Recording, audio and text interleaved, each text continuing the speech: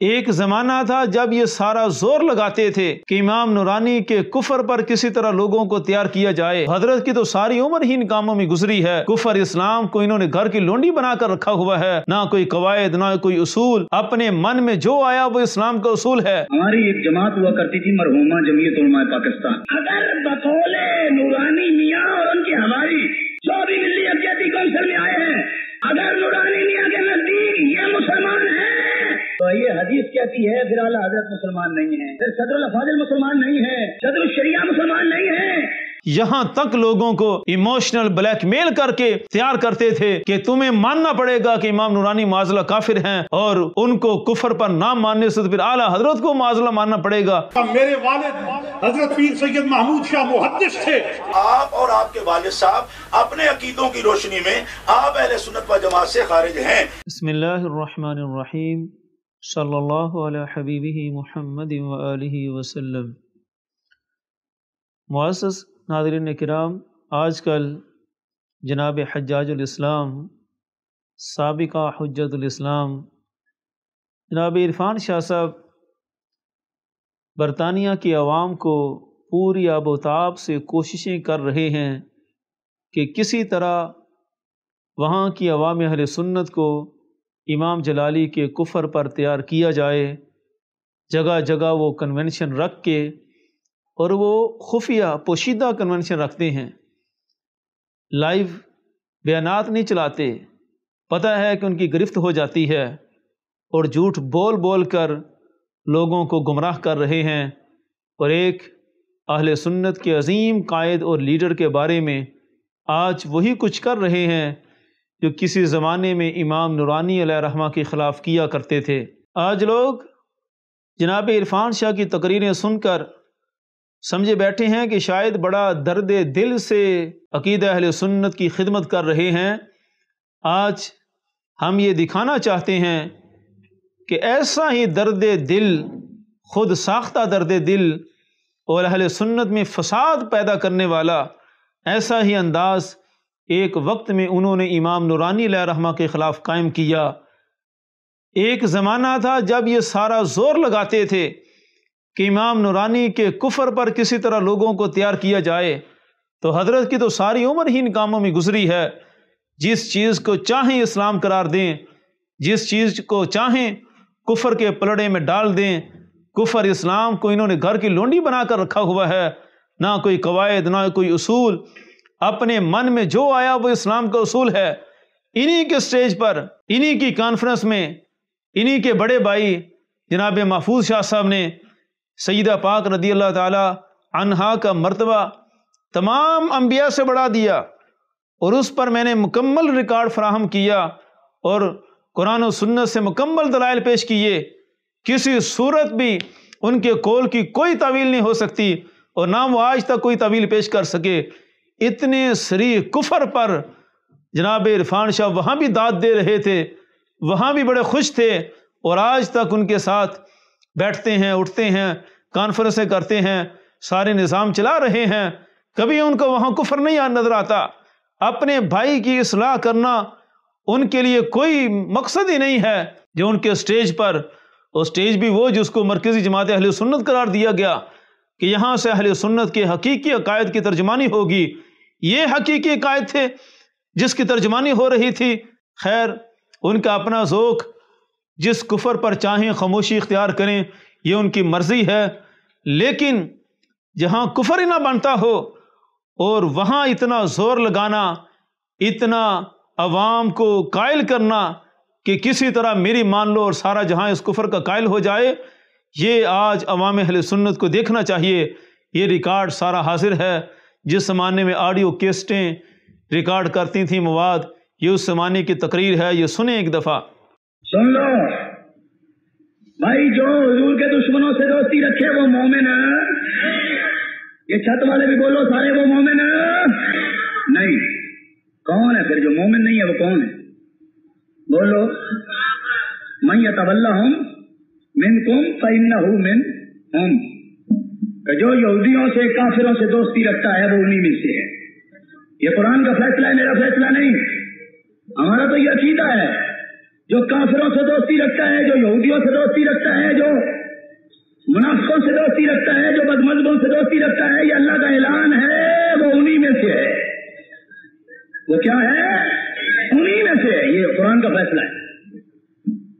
اور سن لیں، ہماری ایک جماعت ہوا کرتی تھی مرحومہ جمعیت علماء پاکستان، اس نے پہلے فضل الرحمان سے معاہدہ کیا،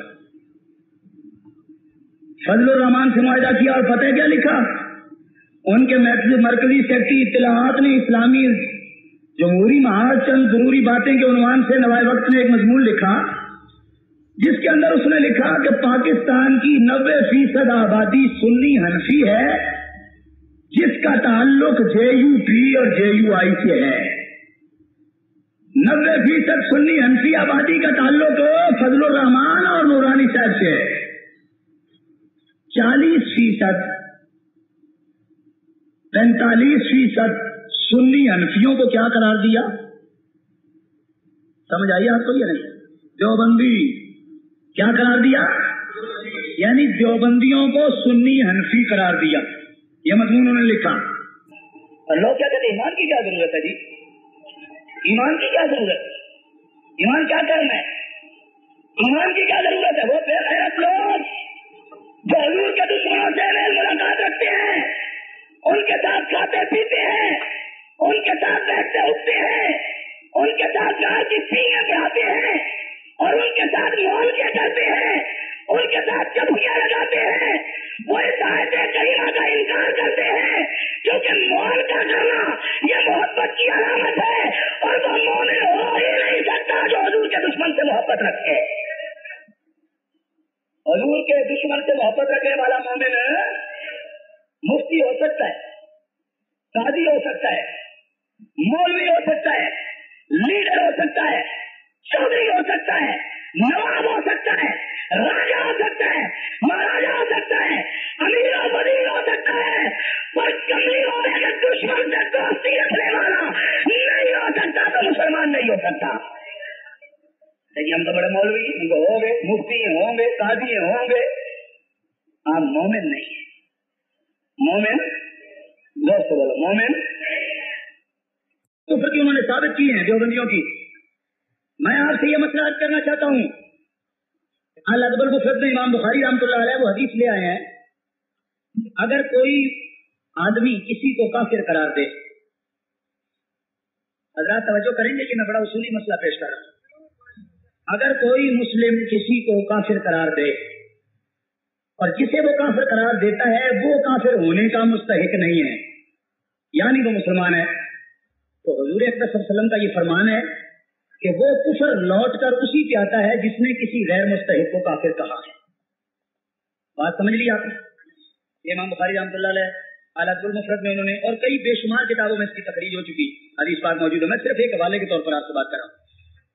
متعدد صحابی اس حدیث کے راوی۔ دوسرا مسئلہ شرح شفا میں علامہ قاضی ایاز نے لکھا ہے، وہ کہتے ہیں کہ اگر کوئی شخص کسی کو لعنت کرے اور جس پہ لعنت کر رہا ہے وہ لعنت کا مستحق نہیں ہے، تو وہ لعنت آسمان پہ، زمین پہ، شمال میں، جنوب میں، مشرق میں، مغرب میں ہر جگہ پیش کی جاتی ہے، تو وہ خود پکار کے کہتی ہے میرا تو مستحق ہی نہیں۔ فرشتہ پوچھتا ہے یہ لعنت کدھر جائے؟ تو اللہ فرماتے ہیں پھر اسی پہ لوٹا دو جس نے کی ہے، کیونکہ اس کا مستحق تو وہ تھا نہیں جس کی طرف اس نے لعنت کو منسوخ کیا۔ کفر بھی اسی پہ آتا ہے جس نے کسی کو کافر کہا، اور لعنت پہ اس پہ آئے گی اگر مستحق نہیں جس نے کسی پہ لعنت کی۔ یہ اصول میں نے اختصار کے ساتھ علماء کی خدمت میں پیش کیا ہے۔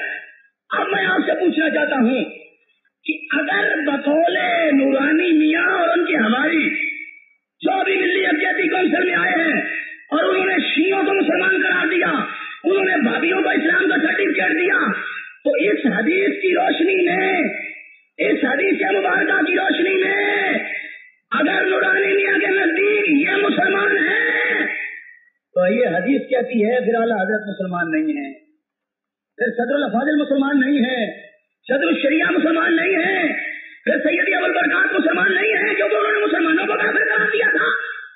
تو یہ شاہ صاحب کا انداز تھا، امام نورانی کے کفر کو یہاں تک بیان کرتے تھے کہ اگر ان کو کافر نہ مانے تو پھر صدر الافاضل اور اعلیٰ حضرت کو کافر ماننا پڑے گا معاذ اللہ۔ یہاں تک لوگوں کو ایموشنل بلیک میل کر کے تیار کرتے تھے کہ تمہیں ماننا پڑے گا کہ امام نورانی معاذ کافر ہیں، اور ان کو کفر پر نہ ماننے سے تو پھر اعلیٰ حضرت کو معاذ ماننا پڑے گا۔ کہاں تک واردات کی انہوں نے گل کھلائے، کہاں تک یہ وارداتیں کرتے رہے۔ لیکن آج ان سے پوچھا جائے کہ کل تک آپ نے یہ سب کچھ کیوں کیا تھا، کیا مقاصد تھے آپ کے، جن مقاصد کی بنیاد پر قائد ملت اسلامیہ، اسلام کے عظیم سپوت امام نورانی علیہ رحمہ کو کافر قرار دیا تھا، کوئی چھوٹی بات نہیں ہے۔ اور بڑا عرصہ انہوں نے اس نظریے کا پرچار کیا، جگہ جگہ تقریریں کی، جگہ جگہ جا کر لوگوں کو قائل کیا، اور آج کہتے پھرتے ہیں میری ڈیوٹی ہی امام نورانی نے لگائی ہوئی ہے۔ آپ یہ ثابت کریں آپ نے ایسا کیوں کیا تھا، کس بنیاد پر یہ سارے گل کھلائے تھے؟ کیا وہی بات ہے جو آج اہل سنت کے دشمن کرتے ہیں، جو ٹنچ باٹوی کرتا ہے کہ اس بندے کی کیا حیثیت؟ یہ ایک وقت تک امام نورانی کو کافر کہتا رہا، پھر جب مرکزی جماعت اہل سنت کا عہدہ ملا، ایک عہدے کی بنیاد پر کفر کا فتویٰ واپس ہو گیا۔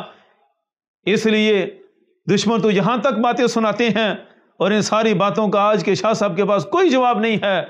لہذا یہ ریکارڈ ہم نے فراہم کیا، ہم اپیل کرتے ہیں کہ عوام اس نظریے پر کوئی دھیان نہ دیں۔ عوام اہل سنت برطانیہ کو گمراہ کرنے کے لیے شاہ صاحب ایڑی چوڑی کا زور لگا رہے ہیں۔ آج جو لوگ شاہ صاحب کے دام تصویر میں آ چکے ہیں، ان لوگوں سے بھی سوال ہے کہ کل تک جو امام نورانی کو کافر کہتا رہا، اس کا بھی جب پوچھیں ان سے تو کیا جواب ملے گا؟ کیا جواب دیں گے شاہ صاحب کہ آخر کیوں ان کو کافر قرار دیا؟ امام جلالی کا اتنا ہی قصور ہے کہ آج امام نورانی کی ذمہ داریاں وہ سنبھالے ہوئے ہیں، جو ڈیوٹیاں امام نورانی دے رہے تھے وہی ڈیوٹیاں آج امام جلالی دے رہے ہیں اہل سنت کی خدمت کے لیے، اور جو تیر امام نورانی پر برس رہے تھے آج انہی کمین گاہوں سے امام جلالی پر بھی تیر برس رہے ہیں۔ ہمیں کوئی تعجب نہیں ہے، ہمیں تو حیرانگی ہے اور خوشی بھی ہے کہ امام نورانی کی ساری سیرت ثابت ہو رہی ہے، اور وہی دشمن جو کل امام نورانی کے دشمن تھے آج امام جلالی کے دشمن بنے ہوئے ہیں۔ شاہ صاحب کو ان ساری باتوں کا جواب دینا ہوگا۔ شاہ صاحب جب چاہیں کسی کو کافر قرار دیں، جب چاہیں تو جو کفر پر مر چکے ہیں ان کو بھی مومن قرار دیں۔ ایک وہ بھی دور ہے، شاہ صاحب گستاخ صحابہ محمود شاہ ہزاروی کو مناظروں میں کافر ثابت کر رہے تھے، اور آن دی ریکارڈ ساری باتیں ہیں، سارا جہان اس کا گواہ ہے۔ اور ایک وہ بھی دور آیا، اسی شاہ صاحب کے بقول کفر پر مرے ہوئے بندے اور جو قبر میں پہنچ چکا اسی کے دربار پر جا کر اسی کے جبے لے کر اسی کی تائیدیں کرتے پھرتے ہیں۔ اس لیے عوام کسی مخالطے میں نہ آئیں۔ جس بندے نے امام نورانی کو معاف نہ کیا اس بندے سے کیا توقعات رکھیں؟ یہ سب خواہشات کے پجاری ہیں، ان کا کوئی نظریہ نہیں ہے، کوئی اہل سنت کے قواعد پر نہیں چلتے، اپنے من کے یہ غلام ہیں۔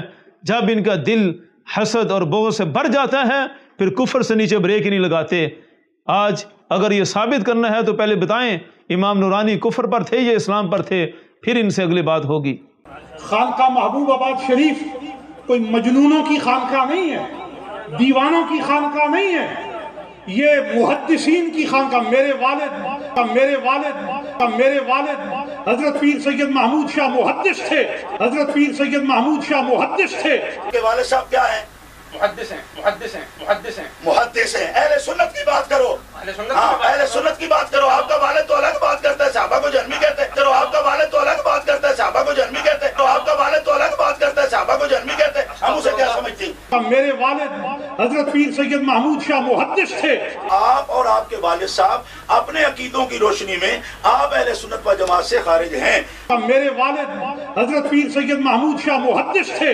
آپ اور آپ کے والد صاحب اپنے عقیدوں کی روشنی میں آپ اہل سنت و جماعت سے خارج ہیں۔ میرے والد حضرت پیر سید محمود شاہ محدث تھے۔ لوگ یہ سوچتے ہوں گے عرفان شاہ اور محی الدین شاہ کیسے اکٹھے ہو گئے؟ او بھئی ہم جدا کب تھے؟ تم نے جدا کر رکھا تھا، آج دیکھو فاطمہ کے بچے ایک ہو گئے ہیں اور تم نہیں ہو۔ او بھئی بھائی آپس میں لڑ جائیں تو وہ کوئی جدا ہے؟ ہمارا ایک دوسرے پر حق ہے، ہم لڑیں یا نہ لڑیں۔ تم کون ہوتے ہو؟ اور ہم وہ لوگ ہیں جو کبھی किसी तरह किसी मौके पर सियासत मुआविया जिंदाबाद का नारा नहीं लगाने वाले। मुआविया की सियासत, मुआविया की सियासत। कोई ये कहे कि सियासत मुआविया जिंदाबाद का नारा लगेगा तो हमारी रगों में अली का खून है।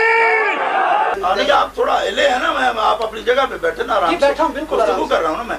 आपके साहबजादा साहब को तारीफ नहीं आती कि मुनाजरा कहते किसे, समझ आई? और यार आपके खे होंगे क्या, आप हमारे साथ बातें करते हो? खामोशी से बैठो आप। हमारे पीर हैं, हमारे फलान है, आपके पीर है वो साहबा को जन्मी कह रहे हैं, तो हमारे नजदीक तो वो जन्मी है जो साहबा को जन्मी कहे। आपका होगा पीर, आप तो अपने सर पे बिठाएं। तो हमारे नजदीक तो वो जन्मी है जो साहबा को जन्मी कहे। आपका होगा पीर, आप तो अपने सर पे बिठाएं। तो हमारे नजदीक तो वो जन्मी है जो साहबा को जन्मी कहे। आपका होगा पीर, आप तो अपने सर पे बिठाएं। जो नबी पाक अलैहिस्सलाम के साहबा को जन्मी समझेगा, हम तो उसे मुसलमान ही नहीं समझते। हम कैसे मुसलमान समझे उसे? रसूलुल्लाह सल्लल्लाहु अलैहि वसल्लम ने खुद फरमाया है कि जो मेरे सहाबा किराम के बारे में गलत बात करे तो काफिर है, उसको तो हद लगनी चाहिए। और आपके सामने वो कह रहे होगा हम उनको जन्मी मानते, तो फिर किस तरीके से ये बात कर सकते हैं? खुदा के लिए बोलो, अगर आप में हिम्मत है, तौफीक है आपको और आपको कुछ आता है तो मुनाजरे की इबारत बोलो। मुनाजरा की तारीफ इल्म मुनाजरा की रोशनी में क्या है, बोलो बस। मैंने अर्ज कर दी ना कि दो मसलकों में, फुरूई इख्तिलाफ। हम मसलकों का क्या मतलब है? हम मसलकों का कोई कहाँ ये तारीफ लिखी है? हम मसलकों में ये किसने लिखा है? मैं अर्ज करता हूँ कि क़िबला वालिद साहब की, वालिद साहब, आपके वालिद साहब क्या है? मुहद्दिस हैं। मुहद्दिस हैं। अहले सुन्नत की बात करो, अहले सुन्नत की बात करो। आपका वालिद तो अलग बात करता है, साहबा को जन्मी कहते हैं, हम उसे क्या समझते हैं? आपकी मौजूदगी में एक मरासी के बेटे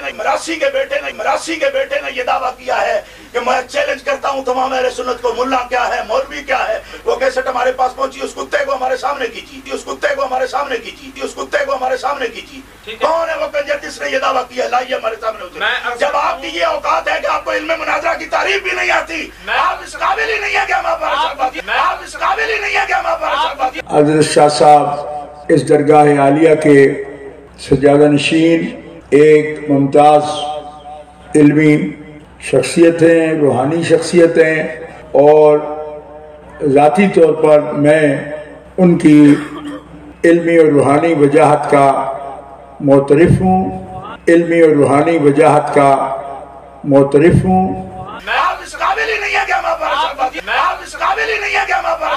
इल्मी और रूहानी वजाहत का मोतरिफ हूँ। दुआ है अल्लाह ताला इस सिलसिला फैज़ को ता क़याम क़यामत और बाद क़यामत भी जारी सारी रखे। और आप मुअतक़दात अहले सुन्नत की रोशनी में बात करें, क्योंकि अगर आप अपने सिर्फ वाले साहब के अक़वाल के पाबंद हैं तो हम आपसे बात नहीं करेंगे, इसलिए कि हम तो बात कर रहे हैं। यही हमारा दावा था, आपके पास पहुंचा है, पढ़ लें कि हमने कहा आप और आपके वालिद साहब अपने अकीदों की रोशनी में आप अहले सुन्नत व जमात से खारिज हैं।